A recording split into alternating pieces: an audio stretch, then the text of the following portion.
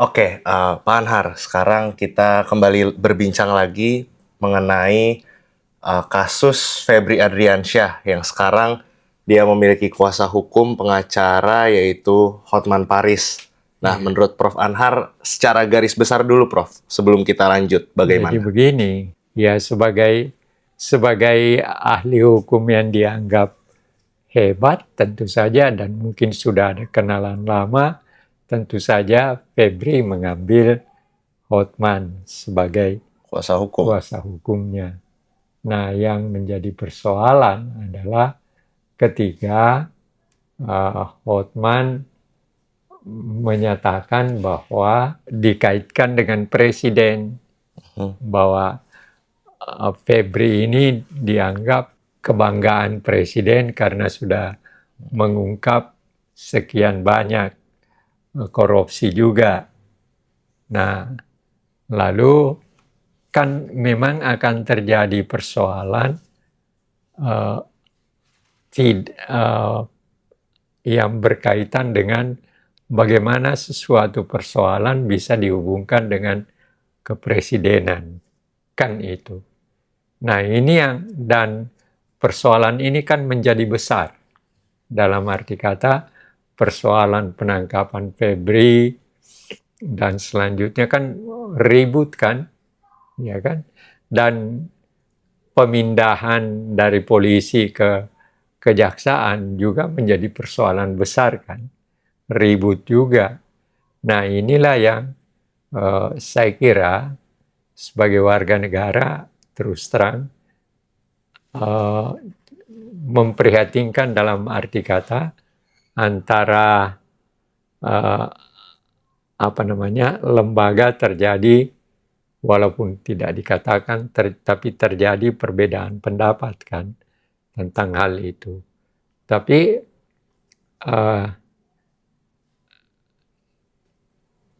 siapa namanya Hotman sebagai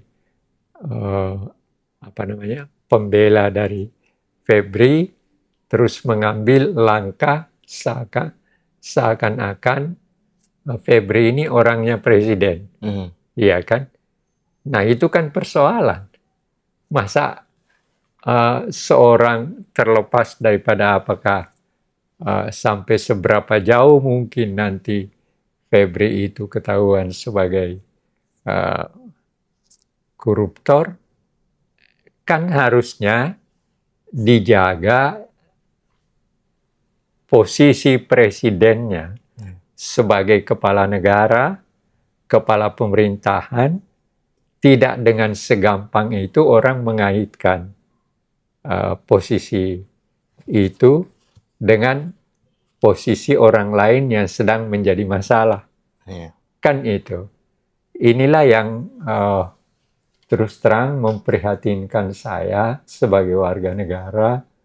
Orang bisa dengan enak mengaitkan sesuatu dengan kepala negara atau dengan pejabat tertentu sehingga seakan-akan akan menyebabkan orang yang dianggap melakukan kesalahan korupsi ini tidak seperti itu. Kan itu yang ini. Tapi kalau Divo investigasi saya melihat itu, waduh, betul-betul mengherankan. Dan sebenarnya ada hal yang sederhana yang memang bisa ini. Bagaimana mungkin rumah pribadi dibuat satu tempat di mana menyembunyikan sekian banyak uang, sekian banyak emas di rumah pribadi seorang pejabat. Terlepas apakah itu sudah disewakan atau tidak. Tapi tentu kan dia tahu. Kan itu persoalannya. Dia tahu bahwa rumahnya dijadikan tempat penyimpanan uang sekian banyak emas sekian banyak, walaupun saya tidak tahu apakah dia pembela atau apa, dia katakan bahwa itu eh, bukan uangnya Febri, tapi uang yayasan yang malah kalau saya nggak salah dengar dikaitkan bahwa yayasan itu ada mungkin yayasan Islam, Oke. ya kan? Nah ini kan semua justru melahirkan kerumitan, Iya. ya kan? Segala macam mau dikaitkan dan segala macam mau diinikan, ya tetapi ya ya saya berharap saja seperti yang dikatakan oleh Awaludin di Rossi, bahwa dia kenal baik 9 orang yang ditunjuk untuk memeriksa Febri ini, walaupun dari kejaksaan, tapi mereka pernah kerja di KPK. Jadi Awaludin mengharapkan ke-9 anak muda ini akan melakukan pemeriksaan kepada Febri dengan sesuai dengan peraturan dan tidak mengaitkannya dengan persoalan kedua-duanya mereka di kejaksaan. Kan itu. Nah, saya kira masyarakat juga mengharapkan itu.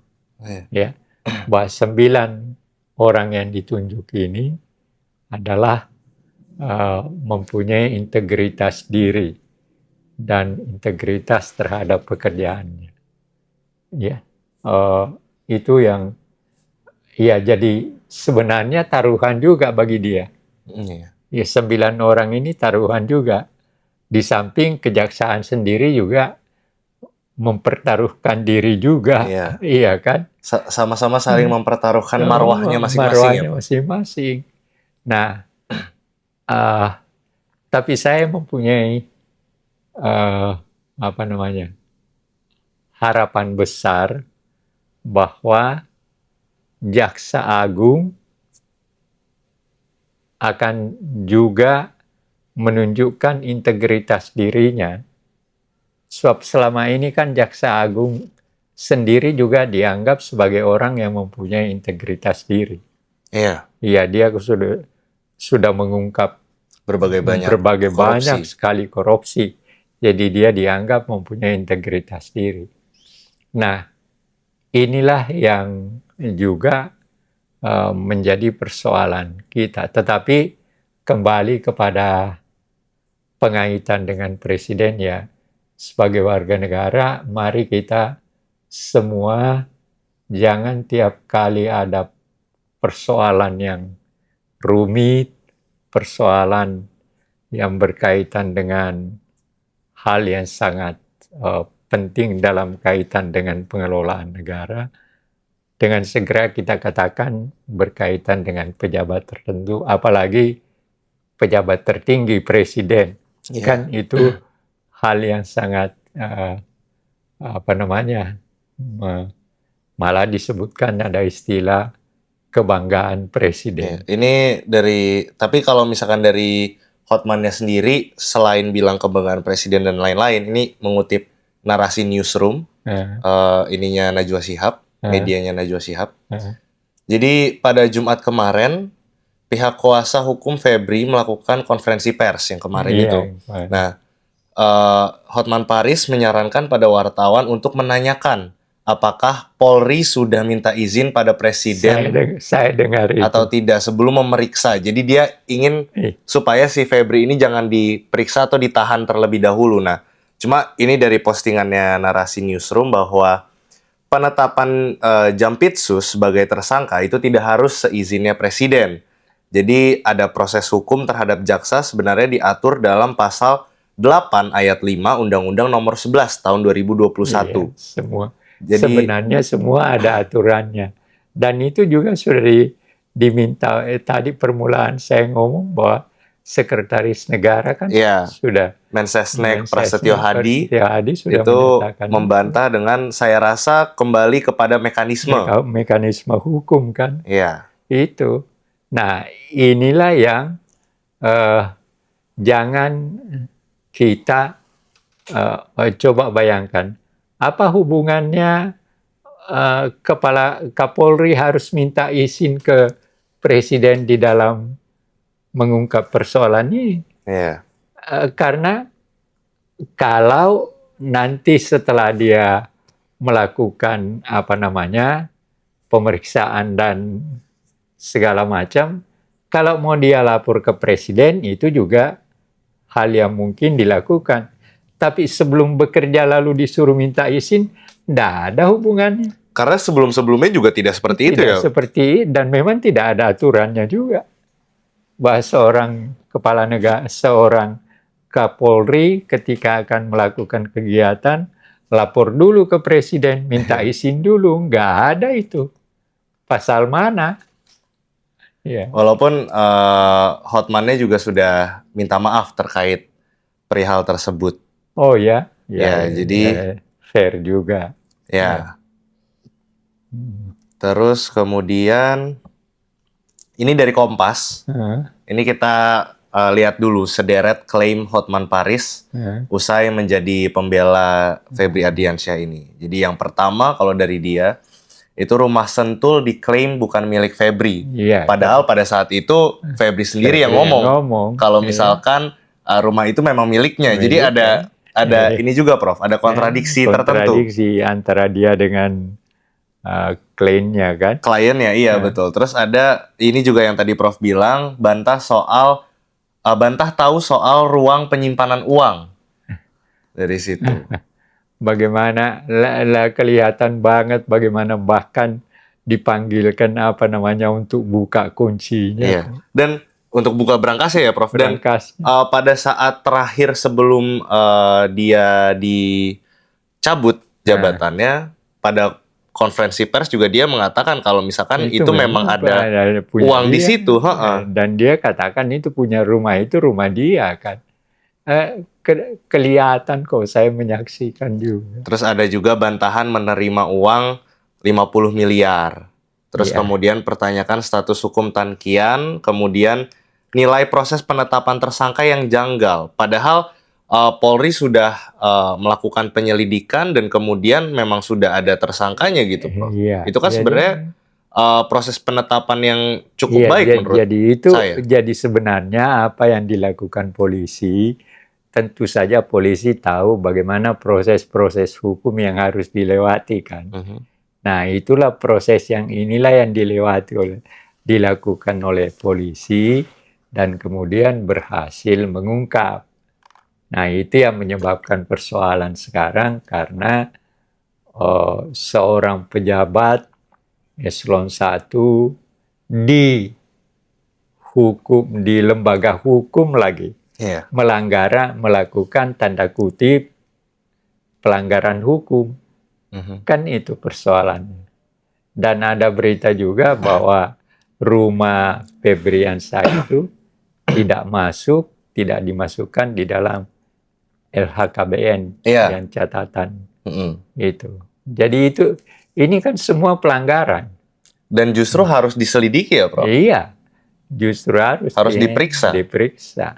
Karena justru yang kejanggalannya ada di penemuan-penemuan dari kasus Febri Ardiansyah ini yang harus diungkap gitu ya, Prof? Iya. Itulah yang harus bahwa sampai seberapa jauh nanti pembelanya mampu. Begini, sebenarnya untuk kepentingan pembelaan itu, yang utama itu yang dicari adalah keadilan. Bukan sekedar membebaskan kliennya dari hukuman. Tetapi sampai seberapa jauh persoalan ini berkaitan dengan persoalan hukum dalam arti melahirkan keadilan. Jadi misalnya ada istilah sekarang ini diserahkan ke kejaksaan untuk menjaga harmonisasi antara kejaksaan dan kepolisian. Sebenarnya istilah itu juga kurang tepat. dan ini juga, dan saya sependapat dengan salah seorang ahli hukum perempuan itu yang mengatakan ini persoalan yang kita cari bukan persoalan apakah terjadi harmonisasi atau tidak, tetapi yang kita mau cari adalah keadilan. Iya kan? Nah, itu jadi ada begini. Ada berbagai tafsiran-tafsiran yang menyebabkan keributan sekarang lahir. Iya kan?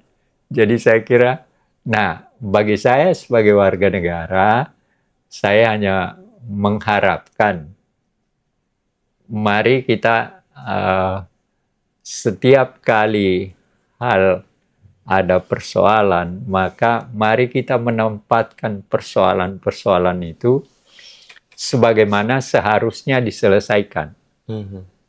Kalau dia persoalan hukum, selesaikanlah dengan persoalan hukum. Kalau dia persoalan ekonomi, selesaikanlah berdasarkan kaidah-kaidah ekonomi dan seterusnya. Kalau dia masalah politik, selesaikanlah persoalan itu dengan kaidah-kaidah perpolitikan kita. Dan itu semua ada aturannya kan. Iya. Nah inilah. Jadi saya cuma mengharapkan marilah kita mau menuju untuk menjadikan Indonesia sebagai Indonesia emas, maka marilah kita melakukan pengelolaan bangsa dan negara kita ini berdasarkan aturan-aturan, berdasarkan kaidah-kaidah yang seharusnya memang dijalani.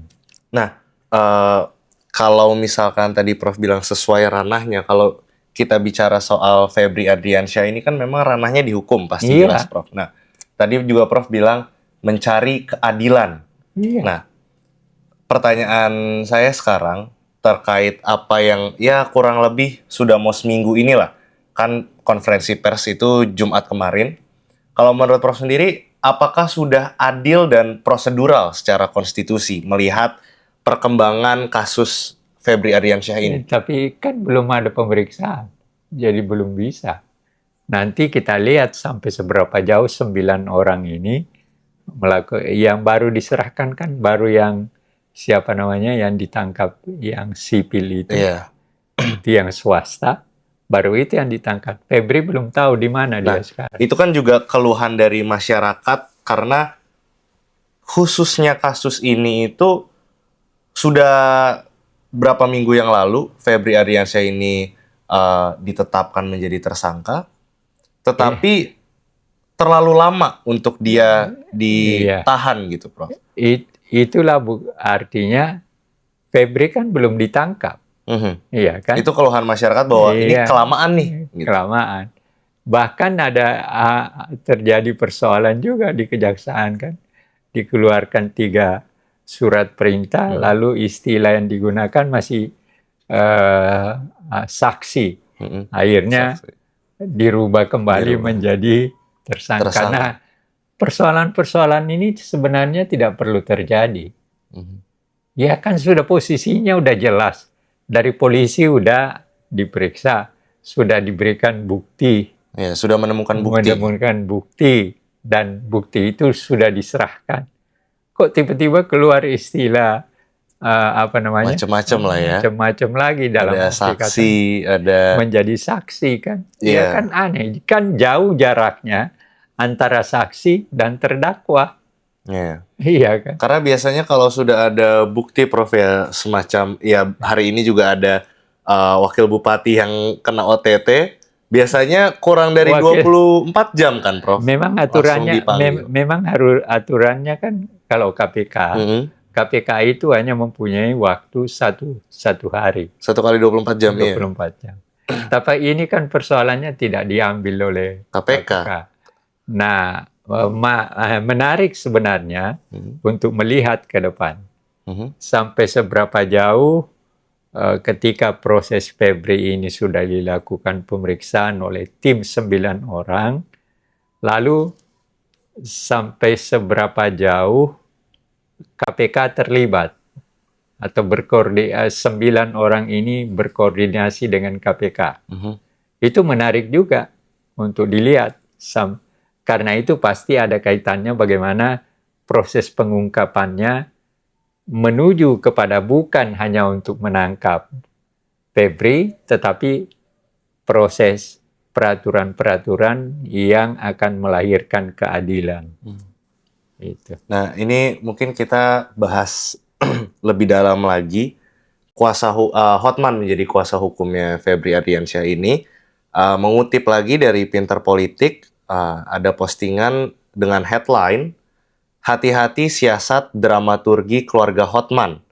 Jadi ya mungkin kita bahas dulu yang pertama dramanya bagaimana ya, Prof. Jadi ada seorang anak sulungnya Hotman, Frank Alexander, ungkap kekecewaan usai sang ayah jadi pengacara Febri. Dia menyatakan orang miskin cuma jadi senjata marketing. Terus kemudian dia suruh tutup IG dan lain-lain. Terus kemudian bilang bahwa si ayahnya ini adalah kebanyakan pencitraan dan lain-lain. Nah, terus kemudian adiknya Fritz Hutapea juga mendukung gerakan si kakak tersebut. Nah, kalau dari situ dulu menurut Prof. Anar bagaimana? Itu sebenarnya begini, itu kan sudah menunjukkan ada persoalan di lingkungan keluarga mereka. Dan kita jangan memasuki itu. Kita jangan memasuki itu. Kita sekarang cuma mendapat informasi itu. Dan itulah yang juga, tapi kita tidak perlu mengatakan segala macam komentar. Komentar saya terhadap itu adalah ranah keluarga. Ranah keluarga. Kita tidak bisa memasuki urusan. Bahwa yang menarik memang adalah bahwa justru keluarganya mengungkapkan sesuatu yang negatif terhadap diri Hotman, itu urusan mereka. Jangan kita memasuki ke situ. Seharusnya kan seperti itu ya, Prof. Tapi ini makanya saya tadi tidak mengutip, mau memasuki. Iya, ini saya mengutip Pinter Politik karena ada yang menarik dari berita tersebut. Headline yang tadi, hati-hati siasat dramaturgi keluarga Hotman. Intinya adalah ini kan munculnya drama keluarga Hotman secara publik, gitu. Nah, terus kemudian Pinter Politik mengatakan Hotman ini bukan sembarang pengacara. Di tengah badai keluarga, Hotman juga memperburuk situasinya sendiri saat konferensi pers karena menyemprot wartawan dengan kalimat, "Lu punya otak nggak sih?" Seperti itu. Terus saya nggak dengar itu. Terus kemudian tapi meminta maaf. Jadi dia sudah 2 kali minta maaf. Terus beredar pula daftar dugaan tunggakan pajak Hotman dan lain-lain. Terus kemudian kalau dari keluarga pengacara, mengutip lagi dari Pinter Politik ini, Hotman membangun sebuah dinasti hukum dan kini dinasti itu mempertontonkan perpecahannya dalam publik. Tapi intinya, Prof, dan ini juga beberapa tanggapan dari netizen bahwa jangan sampai karena Hotman ini terkenal karena tadi Prof bilang kerumitan, memang banyak netizen bahkan juga beberapa pengamat yang mengatakan kalau misalkan memang kerumitan dan drama-drama ini sengaja dibuat oleh Hotman supaya membangun narasi tertentu. Karena di sini juga ada headline-nya klien kondang, Hotman Paris bukan pengacara biasa, ia adalah mesin pembalik opini publik. Klien-kliennya berbicara sendiri. Lalu ada perusahaan seperti Grab yang terlibat kasus persaingan usaha, Sinarmas dalam international bond dan lain-lain. Dan intinya yang mau disampaikan oleh Pinter Politik ini sebenarnya jangan sampai kasus Febri ini bisa kabur. Disinilah bahaya sesungguhnya ketika publik sibuk mengomentari angpau pernikahan anaknya, isu makelar Beni Jana, terus ucapan lu punya otak dan lain-lain. Fokusnya bergeser dari institusi ke individu, dari kasus karakter tersebut. Iya, itu yang saya sekali lagi saya tidak mau mengomentari itu. Karena saya tidak mau terlibat. Betul. Seharusnya seperti itu, tapi karena ini sengaja dibuat menjadi drama publik, dan kita tahu masyarakat kita seperti apa kalau melihat drama, supaya istilahnya pengalihan isu. dari itu. kita harusnya mengawasi Nah, Febri kayaknya- Adriansyah, tapi malah membicarakan keluarganya yang seharusnya kita nggak ada hak Iya, untuk kerana sana. Jadi kalau itu ya kita lihat perkembangannya ke depan. Sekali lagi saya tidak mau mencampuri urusan keluarga, tapi nanti sampai seberapa jauh perkembangan Mhm. apa yang dilakukan oleh Hotman sebagai pembela Febri, nah itu baru kita lihat lebih lanjut. Kalau sekarang yang berkaitan dengan lingkup keluarga, saya belum. Memang seharusnya kita seperti itu. Justru kita di Iya, sini menyampaikan kepada penonton bahwa kita jangan ikut campurkan iya, urusan keluarga mereka, dengan persoalan. walaupun mereka ya sengaja atau tidak sengaja menyampaikannya di publik ya, Prof. Tapi biarkanlah masalah keluarga tersebut diselesaikan secara privat. Itulah mereka. Dan tugas kita sebagai warga negara adalah mengawasi jalannya proses hukum Febri Hanya itu Adriansyah. aja. Jadi saya tidak mau memasuki persoalan keluarganya, tetapi tidak berarti bahwa saya tidak akan mengikuti sampai seberapa jauh proses yang akan terjadi dengan Febri. Hanya itu. Ya. Nah, cuma memang kepada 9 orang anak muda yang kata Hamid Awaludin dia kenal baik, sebagian dari mereka dia kenal baik. Nah, oleh karena itu kita lihat aja seberapa jauh 9 orang akan melaksanakan pekerjaannya secara benar, jujur, menuju kepada keadilan. Nah, persoalan tentu saja di sini juga kita akan melihat bagaimana tingkah laku dan pemikiran dari Hotman di dalam berusaha membebaskan kliennya kan. Itu aja saya tidak mau lebih dari itu. Memang seharusnya kita seperti itu ya, Prof. Iya. Iya, jadi ini dari Detik, Prabowo baru teken Kepres Jampitsus pengganti Febri besok atau lusa. Jadi ini dari Mensesnek. Kembali kami sampaikan bahwa minggu yang lalu Bapak Jaksa Agung telah secara resmi berkirim surat kepada Bapak Presiden berkenaan dengan usulan nama pejabat Jaksa Agung Muda Tindak Pidana Khusus. Iya. Yang berapa lalu mengajukan pengunduran diri. Ya, menurut Prof. Anhar bagaimana? Ya. Karena ini sebenarnya agak terlalu lama kalau menurut masyarakat. Tapi kalau menurut Prof sendiri? Artinya itu kan ada proses bersih. Memang sesuatu yang akan ditandatangani oleh Presiden biasanya memang kan Presiden harus tahu latar belakang orang ini bagaimana dan seterusnya. Jadi saya tidak terlalu mempersoalkan lama atau tidaknya, tapi saya mempersoalkan apa hasilnya nanti. Itu. Nah, ini sebelum ini juga karena mumpung ya Prof hari ini bicara soal Bupati Lombok Barat. Tapi ini kita ada tanggapan dulu dari beberapa intelektual, ya dari 2 yang saya kutip.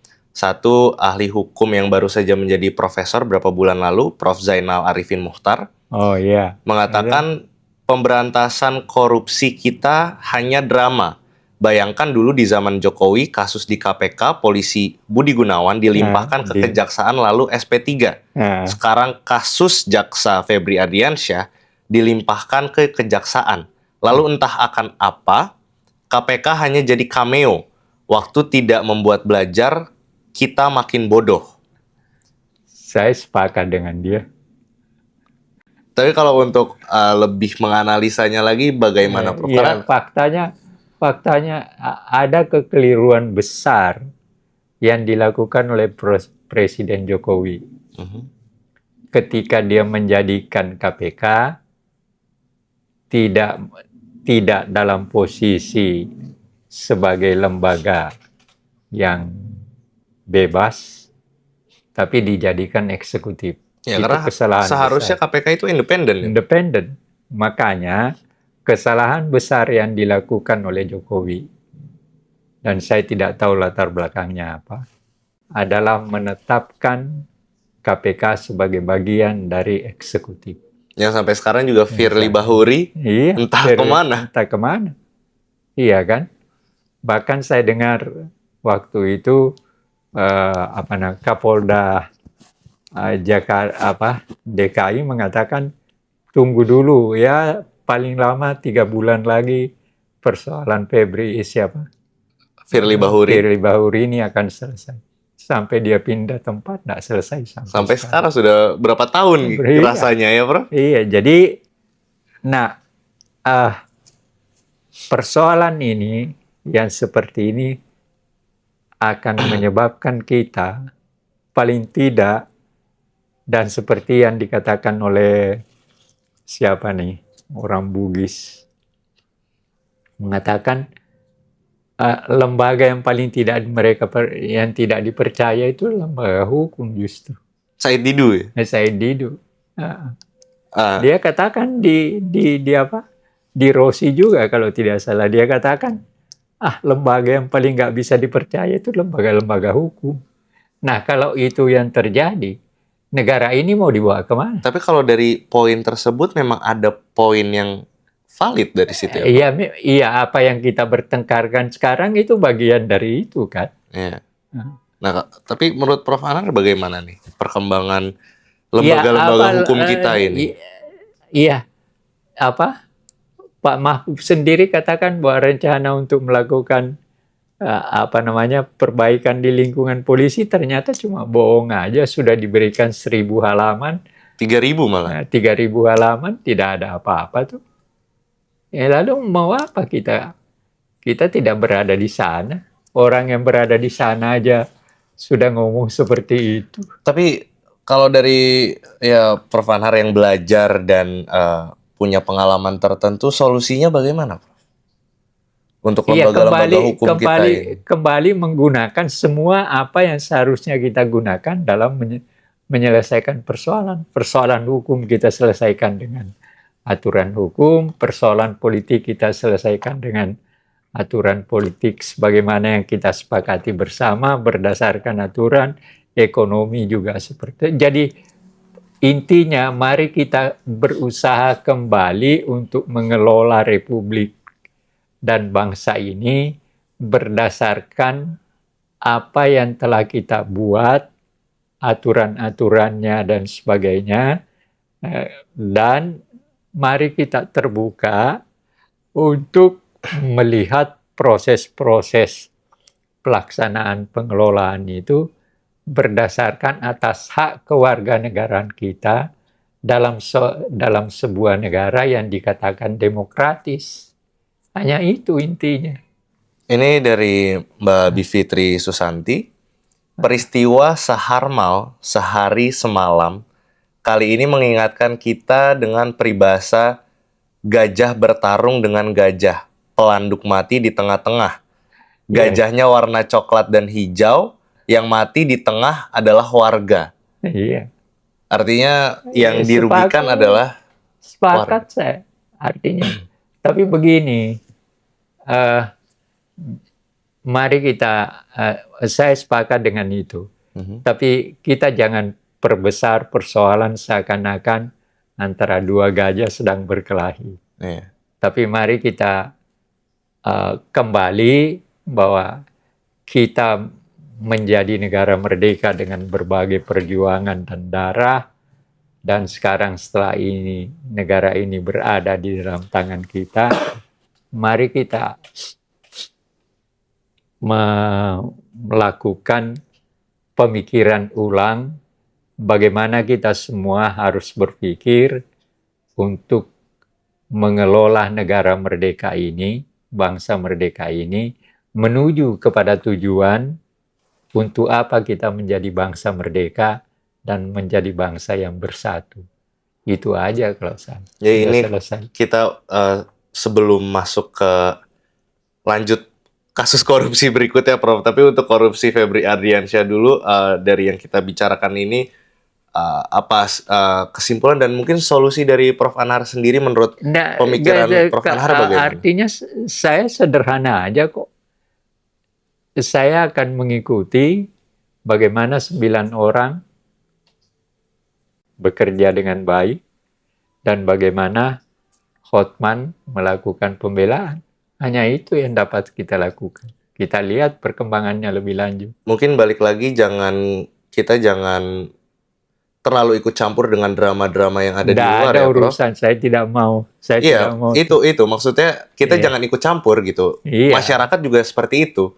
Iya, biarkan aja perkembangan terjadi. Karena jangan sampai nih kasus Febri Adriansyah ini kabur begitu aja, Prof. Kayak Iya. Firly Bahuri juga seperti itu yang kita bicarakan Iya, tadi, makanya kan. makanya itu yang kita harus perhatikan. Itu dia, makanya yang saya mau beritahu ke penonton bahwa jangan kita ikut campuri urusan keluarga Hotman, tapi kita awasi bit by bit, hari per hari dari kasus Febri Adriansyah ini. Iya, itu aja. Lalu kita lanjut ke mungkin dari narasi dulu ini. Kembali lagi medianya Najwa Shihab, baru 6 bulan dari tahun 2026 ini sudah ada 10 kepala daerah di OTT KPK. Dan ini hari ini Bupati Lombok Barat Iya, saya ikuti di yang di OTT oleh KPK. Nah, gimana Prof? Ini 10 kepala daerah. Ya Dalam 6 sebenarnya itu juga kembali kepada bagaimana sebenarnya begini. Bagaimana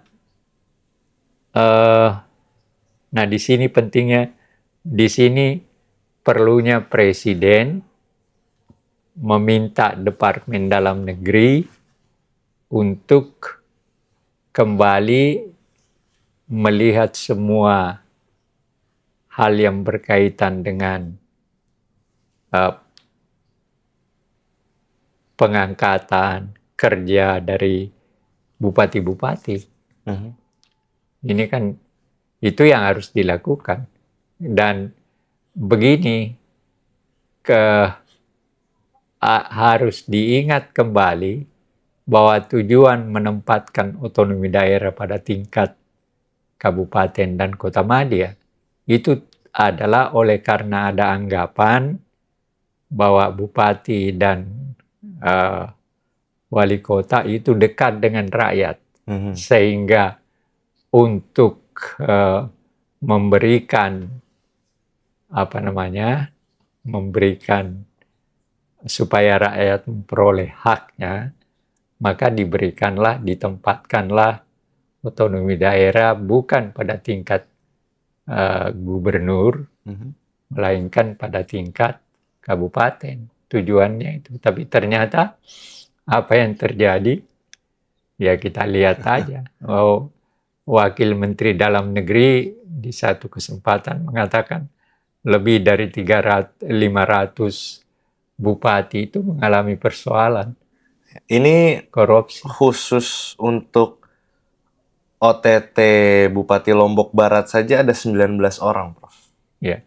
Itu kemarin juga kan ada yang 15 orang. Iya. Jadi karena begini, itu menjadi lingkaran, karena bupatinya kan menjadi tanda kutip pemeras akhirnya. Dia peras anak buahnya di bidang pendidikan misalnya kepada kepala dinas pendidikan diberikan hal tertentu supaya dari pendidikan dia dapat duit, juga dari bidang-bidang lain. Jadi ada bupati itu bukan melaksanakan tugasnya dengan baik, tapi justru memeras anak buahnya untuk memberikan uang kepada dia. Rusak kan? Ini tapi saya teringat pada satu komentar yang setelah kita video baca komentar kemarin, Prof, soal pendidikan. Kan ada yang mengatakan bahwa pendidikan tanda kutip sengaja dibiarkan ada yang bodoh supaya lebih gampang dipersuasifkan. Nah, kemudian dari situ ada komentar lagi, mayoritas rakyat cuma dari kalangan miskin. Ini mungkin agak kasar, tapi ya mereka ini yang menangin atau memenangkan Jokowi dan Prabowo dari 2014 hingga sekarang. Mereka lapar dan nggak ada kesabaran untuk berjuang dari karena rendahnya pendidikan mungkin, Prof. Nah, makanya kegoda melulu sama money politik. Dan kita tahu bahwa money politik kita memang cukup kencang gitu, Prof. Iya, iya udah berkali-kali kan kita omongkan hal itu. Ya memang persoalannya di situ. Tapi kalau misalkan ini nggak ditangani money politik, saya ini bakal begini terus, bahkan mungkin parah, Prof. Makin parah. Iya, mau diapain lagi? Kenyataannya begitu kok. Dan kita sudah berbagai langkah, sistem pendidikannya dirusak. Sistem pendidikan kita selama Nadiem itu kan dirusak. Orang tidak boleh tidak naik kelas. Akhirnya apa yang terjadi ya kita akan tetap bodoh. Nah, di tengah kebodohan itulah maka korupsi terjadi, pemilihan presiden dan pemilihan apapun, kabupaten, bupati, gubernur, ya uang. Sogokan. Nah, coba bayangkan, ya, dan ini berkali-kali saya omongkan, sudah ada seorang yang sekarang berkedudukan sebagai Menko, ya. Ketika anaknya mau jadi anggota DPR, ada pertemuan yang hadir dikasih 50.000. Lalu anaknya dipanggil. Ini anak saya calon anggota DPR. Pilih ya. Nah, dia sudah bagi uang 50.000 itu. Besoknya ada wartawan yang nanya, kemarin itu Bapak melakukan pembagian uang apa? Jawabnya apa? Itu sedekah. Jadi narasinya diputar balik gitu ya, Prof, ke ranah. Artinya jawaban itu ya jawaban pembodohan sebenarnya.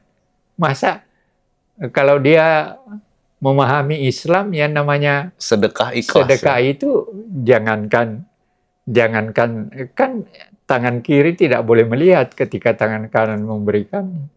Tapi justru dia ngomong seperti itu. Tapi ini itu, Prof. Maksudnya ini sudah 6 bulan, 10 kepala daerah. Kita apalagi masyarakat juga sepertinya pesimis dan butuh jawaban-jawaban solusi ya. Walaupun kita juga beberapa kali di video-video sebelumnya juga sudah Prof juga sudah mengatakan solusi dari Prof Anhar sendiri, tapi melihat lingkaran setan yang terjadi dengan money politics bahwa kepala daerah harus memiliki biaya tertentu yang nanti ketika dia menjadi kepala daerah tersebut harus mengembalikan uang tersebut ya gunanya adalah korupsi gitu. Tapi dia kan sudah hitung bahwa tempat bupati dan wali kota itu adalah tempat korupsi. Dia kenapa tahu masih mau gitu ya? Iya, dan dia mau karena apa? Karena dia akan korupsi juga kan. Nah, caranya gimana? Ya minjem. Nanti setelah duduk baru akan dibayar.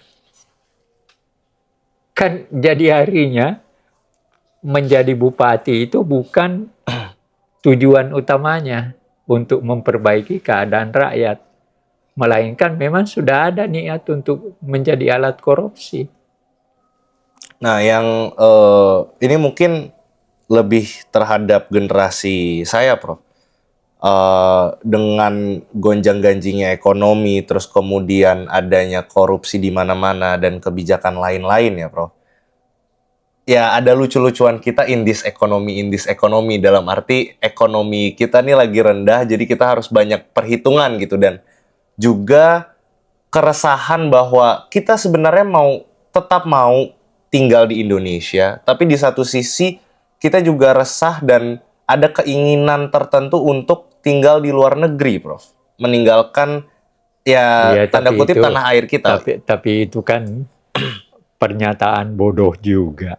Tapi itu kan artinya buah dari keresahan, Prof. Iya, Anda resah, tapi kalau Anda mau ke luar negeri apa yang terjadi? yang terjadi di luar negeri Anda menderita juga kan?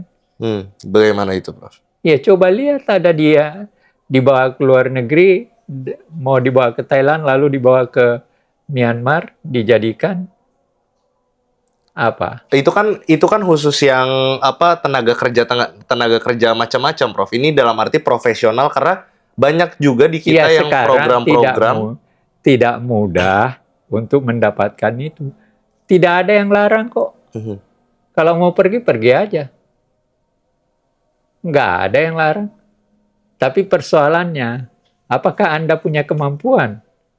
Nah, let's say kalau misalkan memang beberapa dari kita yang punya, Ya silahkan. tapi itu juga bagi saya misalkan yang masih ingin tetap di Indonesia, tapi memiliki keresahan tersebut, artinya kan ada banyak Enggak. masalah yang harus kita tambal gitu, Bro. Iya, memang iya. Memang iya. Nah, bagi Kita udah tahu akan hal ini, semua kebusukan yang terjadi. Nggak perlu dipertanyakan.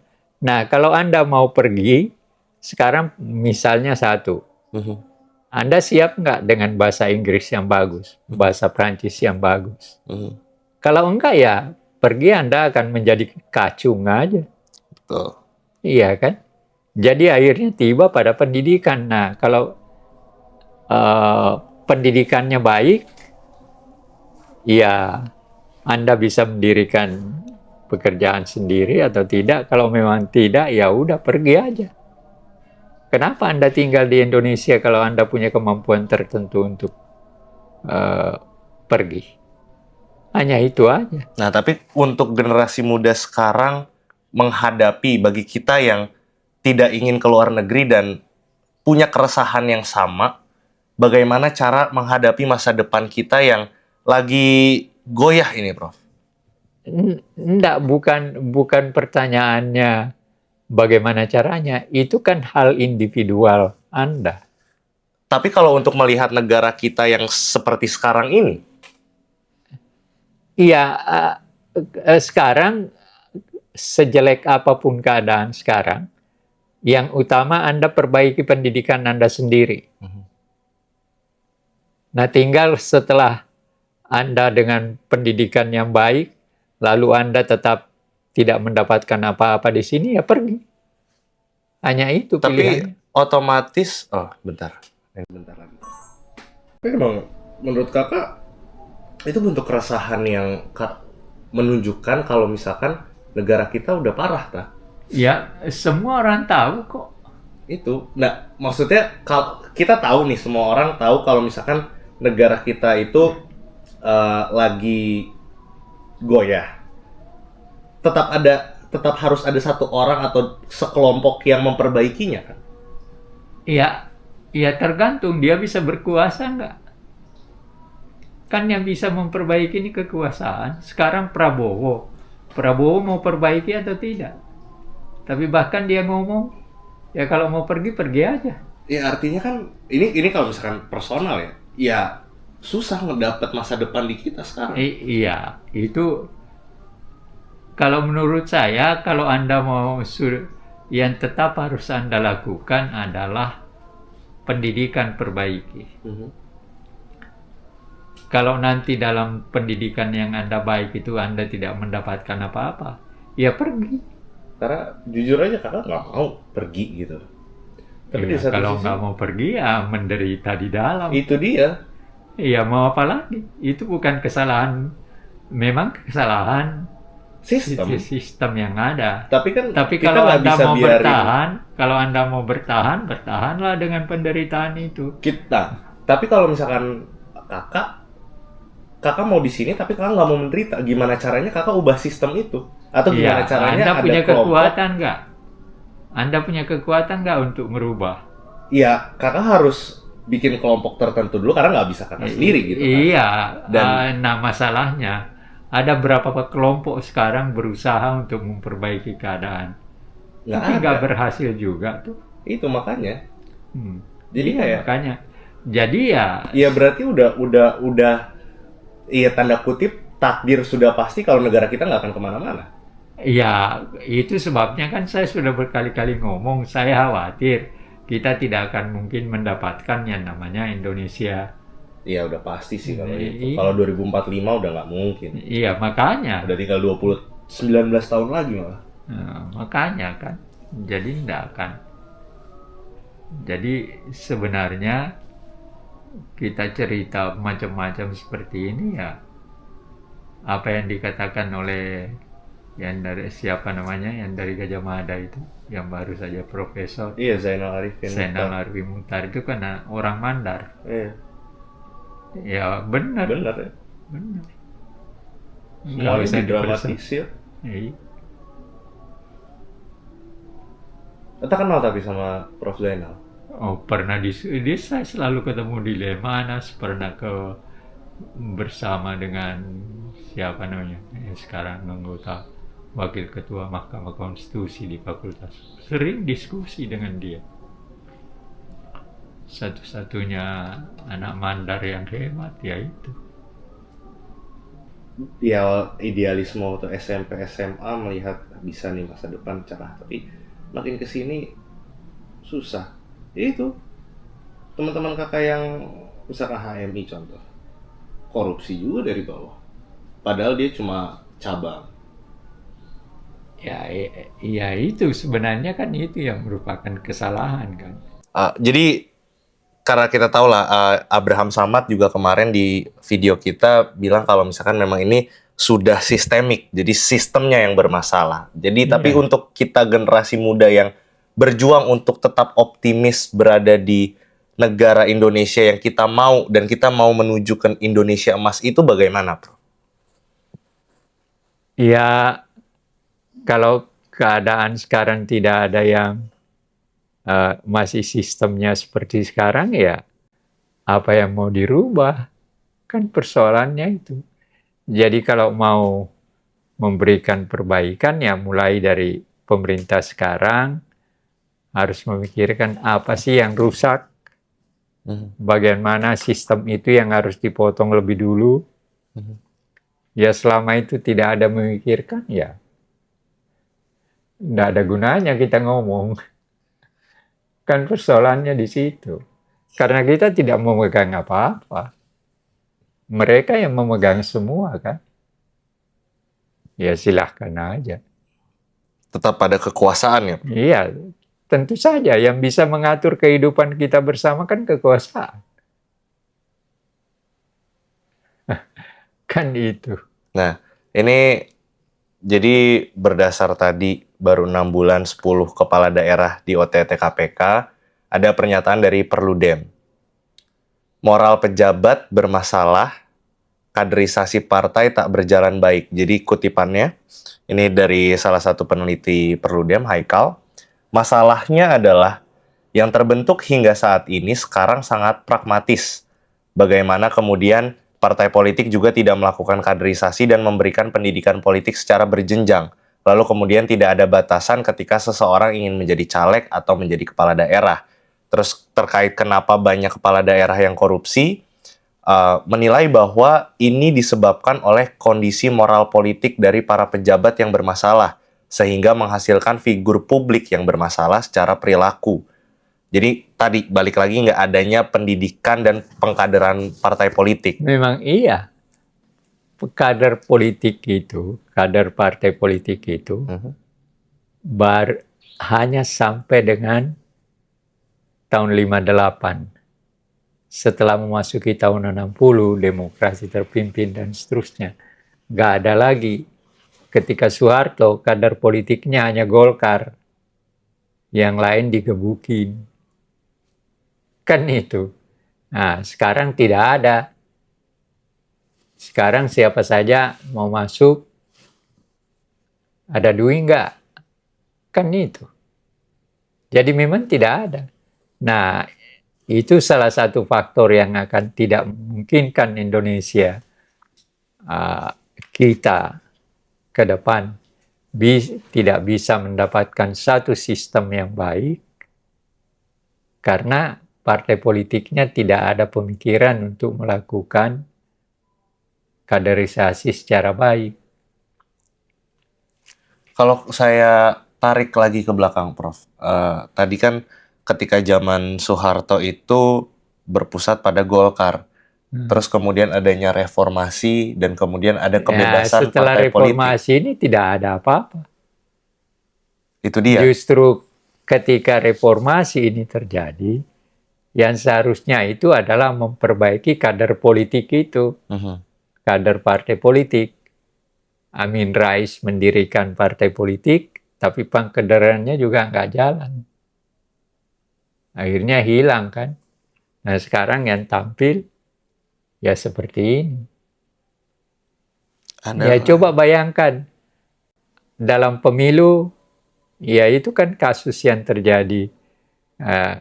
Misalnya orang nomor sekian dia yang harus mendapatkan kesempatan anggota DPR.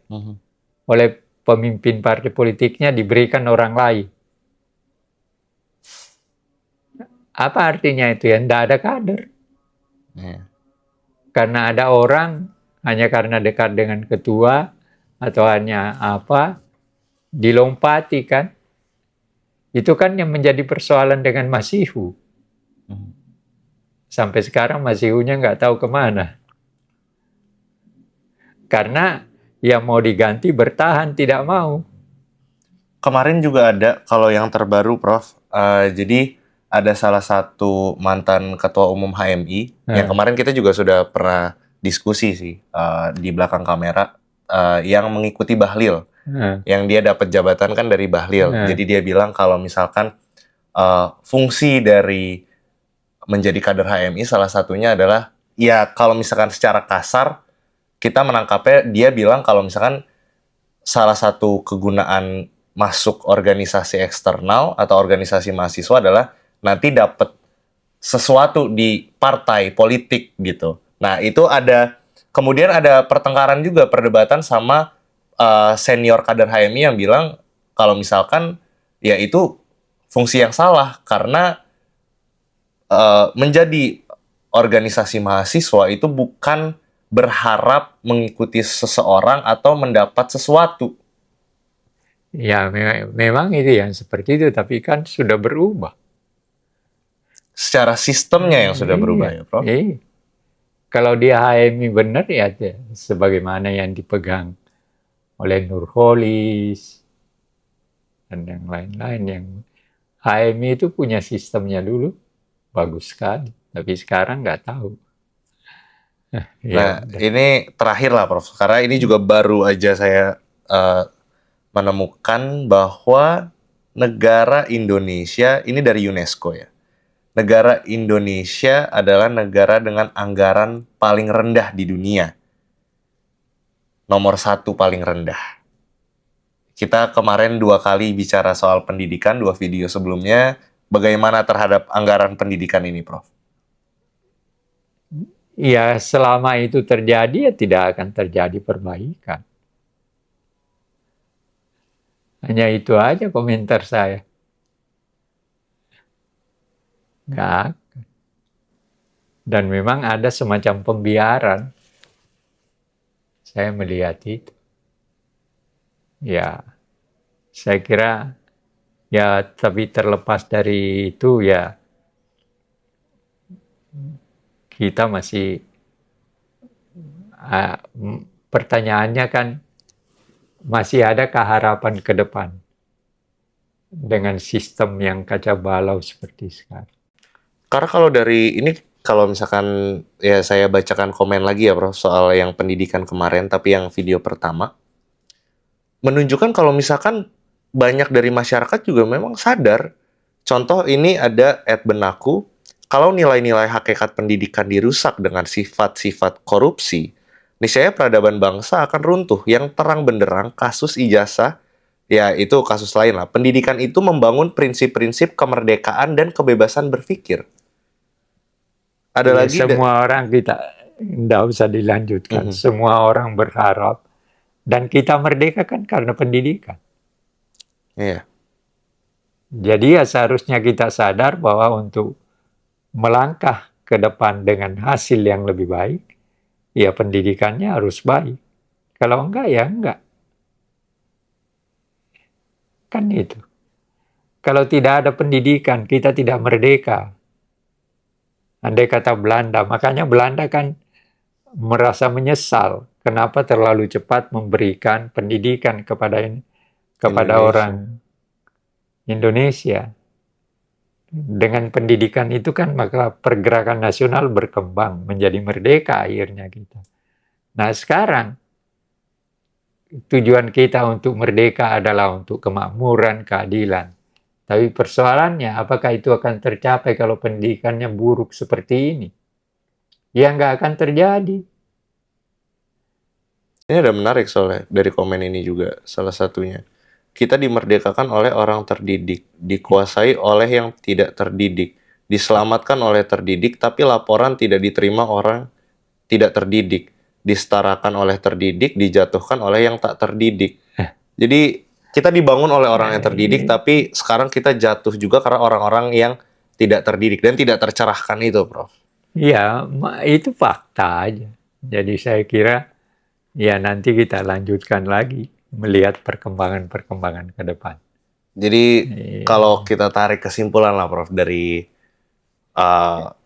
hampir sejam lah ini kita bicara soal kasus ada Febri Adriansyah dan OTT Bupati Lombok Barat ini bagaimana? Iya, itu akhirnya yang menjadi persoalan langkah-langkah apa yang ditempuh oleh sistem yang sedang kita laksanakan sekarang. Apakah itu berhasil atau tidak? Hanya itu aja. Dan kita udah melihat bahwa gejalanya tidak berhasil kan. Nah, persoalannya bagaimana kemungkinan yang tidak berhasil ini kita rubah untuk menjadi kemungkinan berhasil. Hanya itu aja. Dan siapa yang berhak melakukan itu? Pemerintah dan masyarakat. Pemerintah melakukan berbagai hal, diawasi oleh masyarakat. Hanya itu aja. Iya.